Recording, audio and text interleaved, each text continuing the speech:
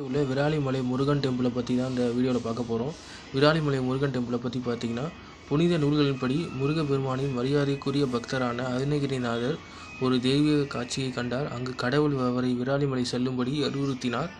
அவர் அந்த பகுதியை அடைந்ததும் வழி தவறிய போது முருகன் ஒரு வேடனாக தோன்றி அவரை கோவிலுக்கு அழைத்து சென்று அருணகிரிநாதரின் பக்தியை வலுப்படுத்தினார்.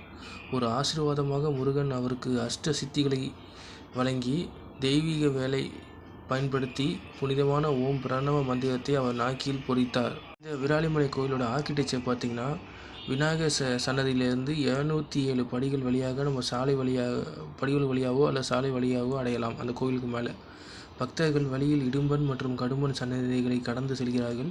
பிரதான தெய்வமான சண்முகநாதர், அவரது துணைவியான வள்ளி மற்றும் தெய்வானையுடன் வழிபடுகிறார்.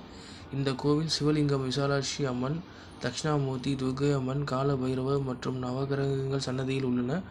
அருகிலேயே சாந்தன் கோட்டை குகை உள்ளது. அங்கு துறவி அருணகிரிநாதர் தியானம் செய்தார். தெய்வீக ஆசீர்வாதங்களையும் ஆன்மீக அமைதியையும் வழங்கும் இந்த கோவில் ஒரு மரியாதைக்குரிய யாத்திரை தலமாக உள்ளது.